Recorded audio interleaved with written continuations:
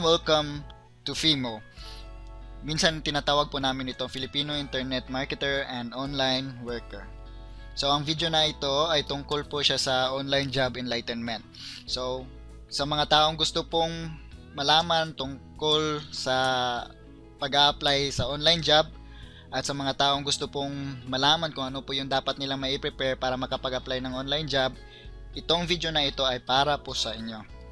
So bago ko pong mai-discuss yung online job enlightenment, gusto ko pong malaman ninyo sa www.facebook.com/groups/FIMO. Pwede po kayong mag-join at pwede din kayong mag-post ng question kung ano po yung mga katanungan po ninyo tungkol sa internet marketing and also sa online job.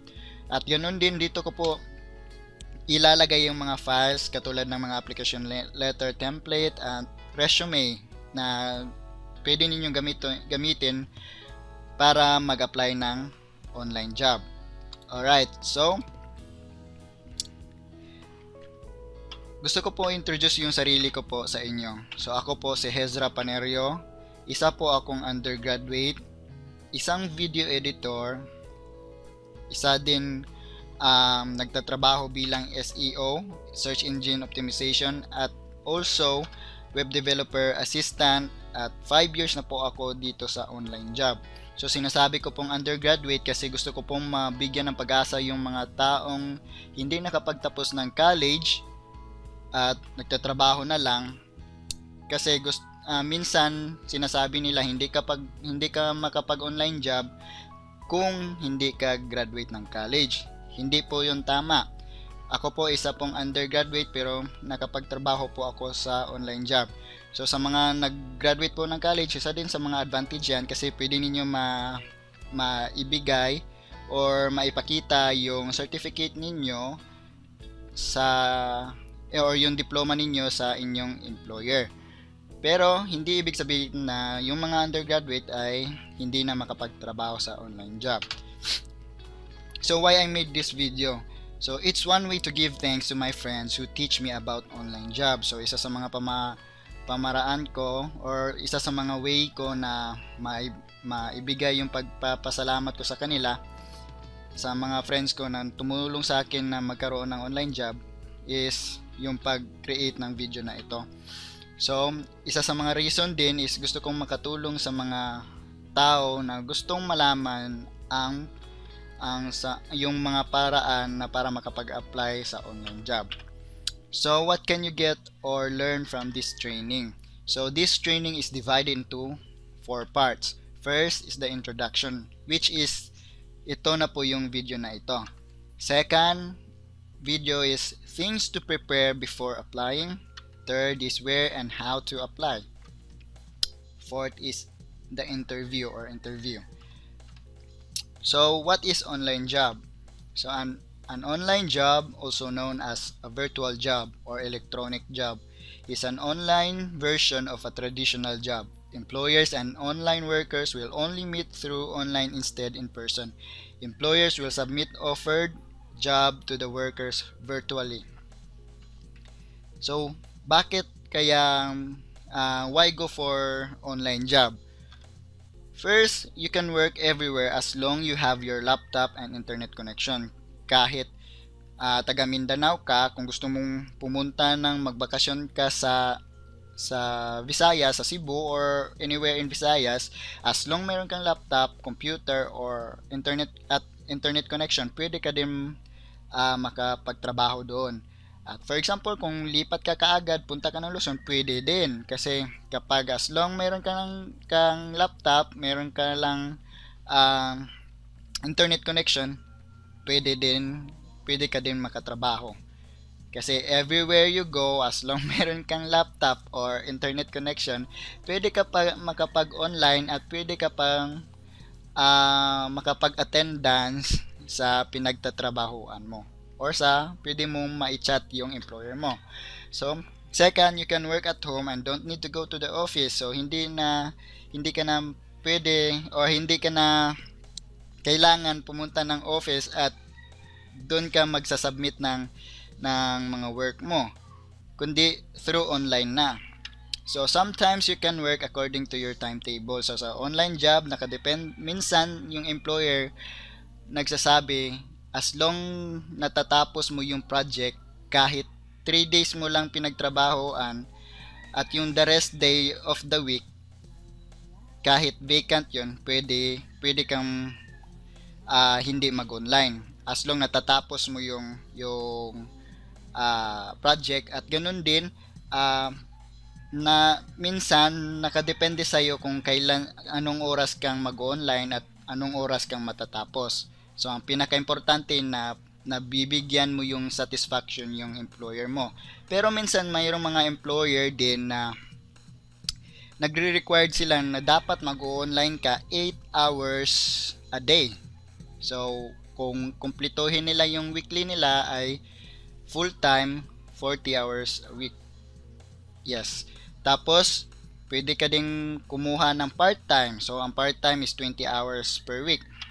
At ganun din, sometimes you will have the opportunity to go abroad. So, mayroong mga client or mga employer na go-offer din sila na lumipat ka sa lugar nila para mas madali kang i-communicate.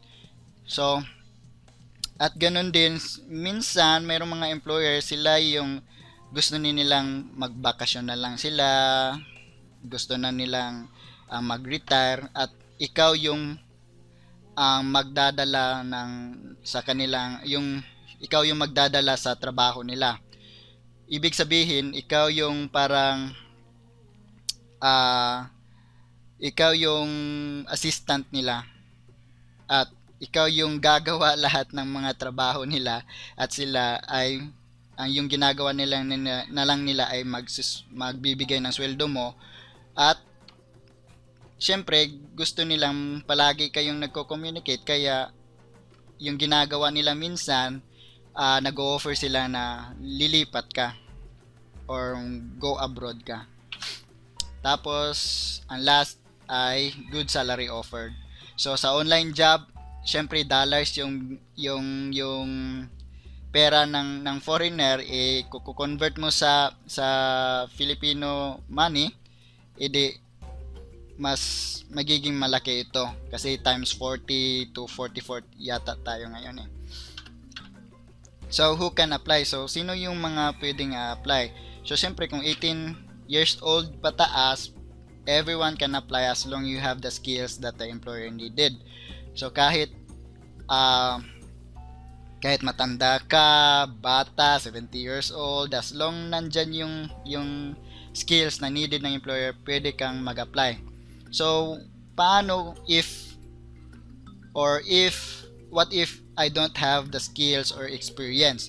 So, paano yung mga taong walang skills or experience, paano nilang makapag-apply din sa online job, or paano sila parang lalaki yung percentage nila na makakakuha sila ng online job? So remember, I introduced myself and I said that I am an undergraduate. So before, the only skills that I have is typing, and I have very little skills about video editing. Tapos sa video editing pa, Windows Movie Maker lang yung nalalaman ko. Yung pinakamalumang slideshow pa. Hindi yan isang video editing software. So, meron akong ginawa kung bakit nakuha ko yung desired online job ko. So, dahil alam ko yung video editing, yung ginawa ko is nag-enhance ako ng skills, at ganun din sa typing. So, nag-enhance ako ng skills tungkol sa typing, naging article writer. Yan yung nangyari sa akin at nagkaroon ako ng online job. So, pero isa sa mga ginawa ko is dapat kong malaman kung ano yung mga demand na online jobs. So first is ang SEO. Kasi kapag malaman mo yung mga demand na online jobs, alam mo, magkakaroon ka ng knowledge kung ano yung mga dapat na skills mong kukunin at ano yung mga skills mo dapat na i-enhance mo. Katulad ko, meron na akong video editing na skill. So dahil merong video editing na job offered sa online job, yung ginagawa ko lang is ini-enhance ko at nag-a-apply ako kagad at practice kagad. So first is ang SEO. So SEO, sila yung mga nagtatrabaho para sa isang employer na merong website. So kung isi-search mo yung website na yun sa Google search, for example, kung bago yung website na yun, ang nangyayari, hindi yan nakikita sa first page ng Google. At ginagawa ng SEO is yung website na yun ay dapat magkakaroon ng ranking sa Google search engine. So sa Google search engine. So ang mangyayari kapag mayroon kang SEO, yung SEO na yan, yung trabaho niya ay gagawin yung website mo na mag-a-appear or makikita sa first page ng Google search engine, or sa kapag magta-type ka sa Google, kaagad makikita siya sa first page. So IT programmer, so maraming mga employer ngayon nang nangangailangan ng mga IT programmer, especially sa mga employer na nangangailangan ng application development, or let's just say yung mga apps, 'di ba? Yung meron silang mga services, or let's just say yung mga game na ino-offer nila sa Facebook, pero gusto nilang i-enhance ito, gusto nilang gawin itong application or app, kaya nangangailangan sila ng IT programmer. So web developer, so merong mga employer nangangailangan din ng website developer. So kasi merong mga businessman, nagiging marami yung businessman, at yung mga businessman na yun ay gusto nilang magkaroon ng website para mas nagiging let's just say for example nagbebenta sila ng product, mas nagiging madali sa kanila yung bumenta or mabili yung product nila through by making website, or let's just say kinakailangan silang magkaroon ng website para doon na magvi-visit yung mga customer nila. So article writer, so sa mga article writer hilig gumawa ng articles, pwede kayo mag-online job kasi yung mga employer na naghahanap ng online job ay ng mga article writer, sila yung mga let's just say yung mga web developer din sila, at ganoon din mga SEO, gumagawa din sila ng SEO. At syempre sa web developing, 'di ba nakikita mo sa website, merong mga contents yung mga website nila at merong mga articles. Dahil kulang sila sa oras, gusto nila mas madalian yung trabaho nila, nag-hire sila ng article writer para sumulat ng article na ilalagay nila doon sa website, instead na sila yung gumawa at kakainin yung oras nila. So para mas madali, nag-hire sila ng article writer. So sa virtual assistant, ang trabaho mo kung mag-a-apply ka bilang virtual assistant ay mag-a-assist ka lang sa employer mo. For example, yung employer mo gusto niyang gawan mo siya ng schedule sa kanyang mga meetings. Gusto niya na i-email mo yung mga clients niya. So, from the word itself, assistant ka ng employer mo. So, virtual lang siya kasi gumagawa ka ng yung ginagawa mo yung work mo through online, at ginagamit mo yung computer mo. Ayan, so video editor. So, yes, alam na natin kung ano yung trabaho ng video editing. So, maraming mga employer ngayon nangangailangan ng video editor kasi minsan sa kanila ay parang nag-o-offer ng isang video tutorial na binibenta nila sa mga tao. Pero minsan hindi nila alam kung paano nila gagawin na mas magiging maganda yung video nila, kaya nag-hire silang video editor. So call center agent is demand din, at ganun din sa graphic designer. So sa graphic designer, sila yung gumagawa ng mga logos, banners, for images na mayroong advertisement, sila yung gumagawa nun. So demand din siya. So online teacher, so Kapag marunong ka ng English, maraming mga employer ngayon naghahanap ng mga good uh, English teacher. Kasi minsan yung ino-offer nila is lalo na sa mga Chinese, Japanese, Taiwanese, yung mga yellow race na gustong matuto ng English, nag-hire sila ng English teacher para magturo at syempre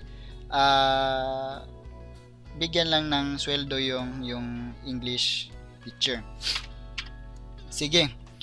So, what if yung mga minention ko wala kang skills sa mga sinasabi yung mga demands na online job. For example, itong SEO, IT programmer, web developer, lahat nito wala kang skills kahit isa. So ano yung dapat mong gawin para magkaroon ka ng online job?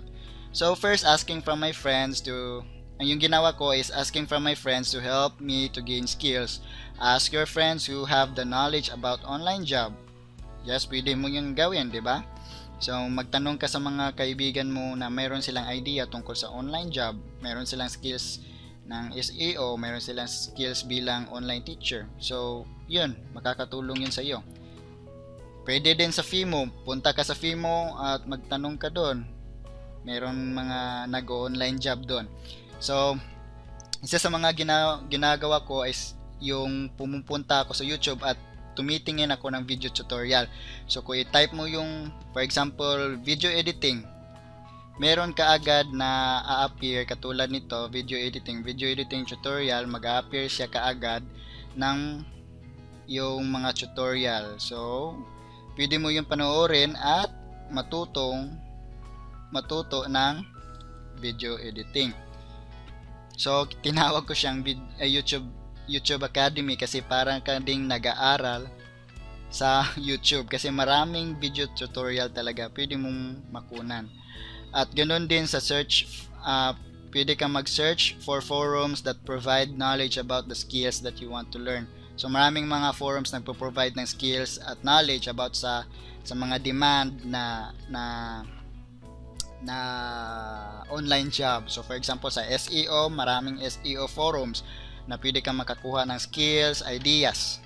At pwede mo ma-practice at ganoon din kapag na-master mo na, pwede ka na mag-apply.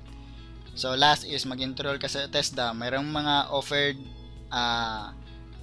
offered na trainings sa TESDA, mga 6 months trainings katulad ng programming at ganoon din sa 3D animation. So 3D animation or programmer, then kapag na-master mo na yung mga basics, pwede ka na kaagad mag online job. So what are the less demand online jobs? So first is data entry. So itong data entry na ito, for example, yung employer is magbibigay na siya ng file na meron siyang mga data. At yung mga data na yon ay gagawin mo doon is pupunta ka sa kanyang website at ilalagay mo yung mga data na yon. Parang i-record mo yon sa website. For example, kukunin mo yung isa din sa mga trabaho nila is kukunin nila yung ilan na ang mga emails na nag-gather or ilan na ang mga visitor sa website ng kanilang employer. So kaya data entry yung tawag. Pero ang problema, yung data entry is nagiging less demand siya kasi marami ng mga employers ngayon bumibili na lang sila ng software para magawa yung data entry. At ganoon din, sobrang maliit yung sweldo ng data entry. T-shirt designer. So maraming mga tao gusto mag-online job, mag-design lang ng t-shirt. Pero ang problema, konti lang yung mga employers naghahanap ng t-shirt designer. Pero kung makahanap ka ng isang employer, sobrang malaki naman yung sweldo nila na ibinibigay sa kanilang worker. HR, human resource, sila yung nag-i-interview, sila yung nagsi-schedule para sa interview na gustong mag-apply sa job offered ng isang company na ina-applyan ng HR. Pero yung problema is nagiging less demand ito sa online job kasi halos kadalasan ng mga employers ngayon ay sila na yung nag-HR, sila na yung nag-interview at ganoon din sila na din yung nagpo-post sa mga job offer nila sa mga tao. At ganoon din meron ding virtual assistant. So minsan yung virtual assistant ay sila na yung nagiging HR automatic. So nagiging less demand siya. So if you want to learn more, kung gusto ninyong matuto pa ng marami kayong matutunan tungkol sa online job, pwede kayong mag-proceed sa video part 2, which is the things to prepare. So with things to prepare before applying. So if you like this video, paki-share, tapos paki-like. Kung sino yung mas merong gustong malaman, pwede kayong mag-comment sa FIMO group page, sa FIMO Facebook group page. Kung gusto ninyong makatulong itong video na ito, pwede ninyo itag sa mga friends ninyo na nangangailangan ng ideas about sa online job. Ulit po, ako po si Hezra Panerio at salamat po sa pagpanood.